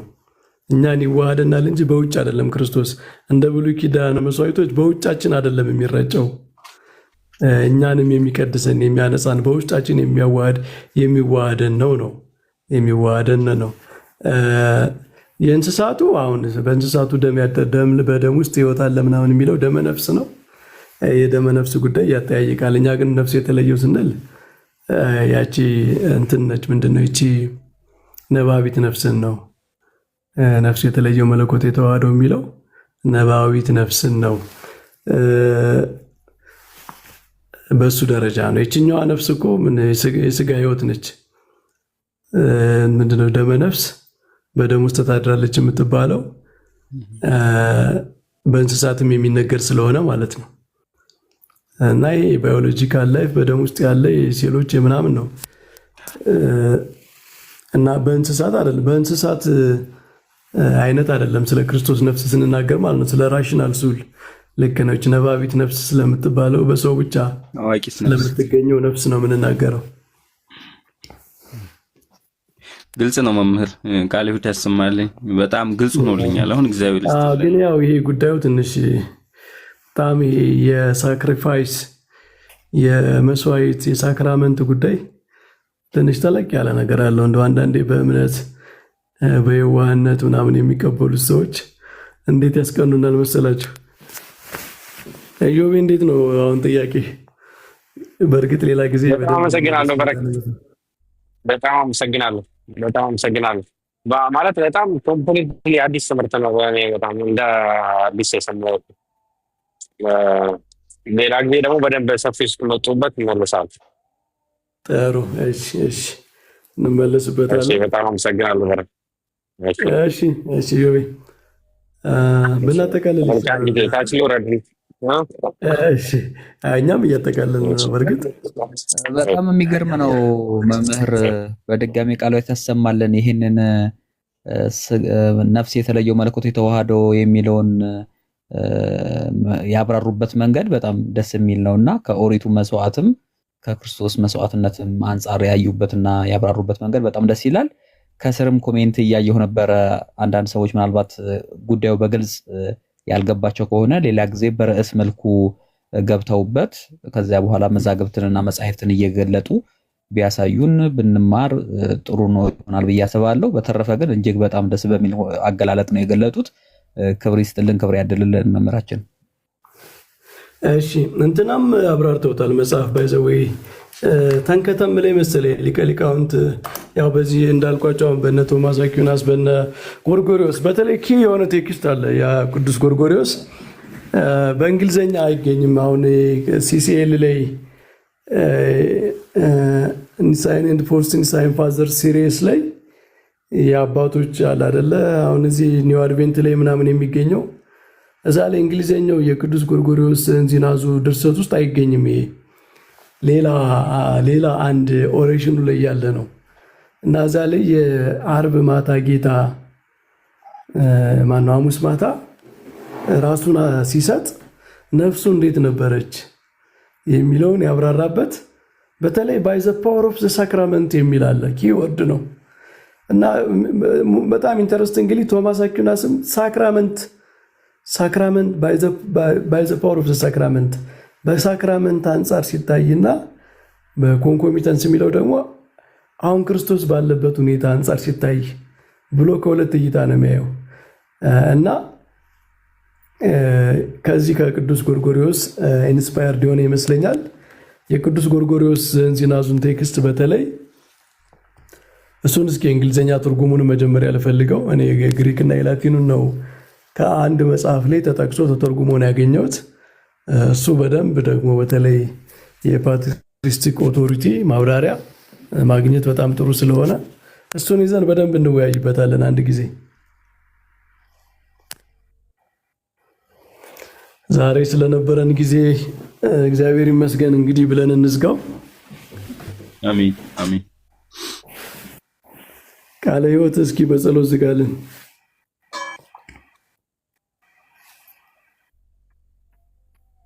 አረ በፍጹም መምህር እንዴ እርሶ እያሉ እኔ ባይሆን ከስር ላሉ ወንድሞች እና እህቶች እስከዛ ድረስ ቅድም ሪኮመንድ ያደረጓትን የሊቀ ሊቃውንትን ተንከተም መጽሐፍ እስከዛ ድረስ እያነበቡ በሌላ ጊዜ እስከምንገናኝ ድረስ ጥሩ መረዳትን ይዘው በይበልጥ ደግሞ እርሶ ያብራሩታል ብዬ ተስፋ አደርጋለሁኝ። እኛም አንብበን እንጠብቆታለን። የጸሎቱን ጉዳይ ግን በፍጹም አይደረግም እርሶ የያዙት መምህር። አይ በቃ ናቡቴ ያደርግልናል። በቃ ወይ ናቡቴ ወይ ብርሃነ ቃል አድርጉልን።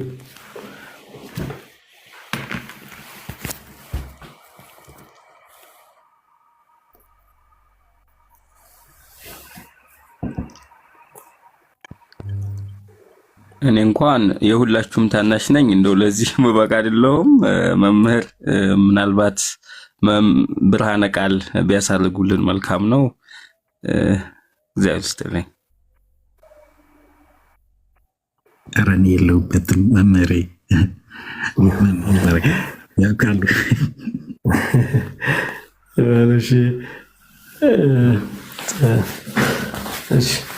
በስመ አብ ወወልድ ወመንፈስ ቅዱስ አሐዱ አምላክ። አቤቱ አምላካችን እግዚአብሔር ሆይ በመካከላችን ተገኝተህ ስላስተማርከን የራቀውን አቅርበህ የረቀቀውን አጉልተህ እንድንነጋገር ስለፈቀድክልን በመካከላችን ተገኝተህ ስላስተማርከን እናመሰግናለን። የምንጠቀምበት የምናፈራበት የዘላለም ሕይወት የምንወርስበት አንተን የምናውቅበት የምንወድበት የምናመሰግንበት ታደርግልን ዘንድ እንለምናለን። በሰላም እንዳዋልከን በሰላም አሳድረን፣ በሰላም እንዳሳደርከን በሰላም አውለን። በተለያየ ቦታ ላለን በተለያየ ሰዓት አቆጣጠር ላለን አቤቱ አምላካችን ሆይ ስምህ ለዘላለም የተመሰገነ ይሁን፣ አሜን። አቡነ ዘበሰማያት ቅዱስ ስምህ ከመ በሰማይ ከማሁ በምድር ዘለለ ዕለትነ ሀበነ ወኅድግ ለነ ከመ ንሕነኒ ንኅድግ ለዘብእተ ክርስቶስ ጎሎ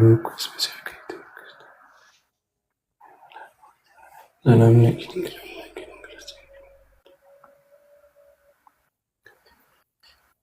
እግዚአብሔር ይመስገን። ኢየሱስ ክርስቶስ ከሚስረይ ለናጠር አሜን። በሰላም ደሩ፣ በሰላም ዋሉ። በቲክቶክ ደህና ዋሉ ደህና ደሩ ማለት ይከብዳል። የተለያየ መምህራችን እግዚአብሔር ያክብርልን፣ የነገው ሰው ይበላል። አሜን መምህር፣ አሜን አሜን። ሰላም ደሩ። አሜን አሜን። መምህር በዘመን ሁሉ እግዚአብሔር ቃለ ሕይወት ያሰማልን፣ ያናደሩልን። አሜን አሜን። ሁላችንም የሚያሰማን የሳምንት ሰዎች ይበለን፣ በሰላም ያድርሰን። አሜን አሜን።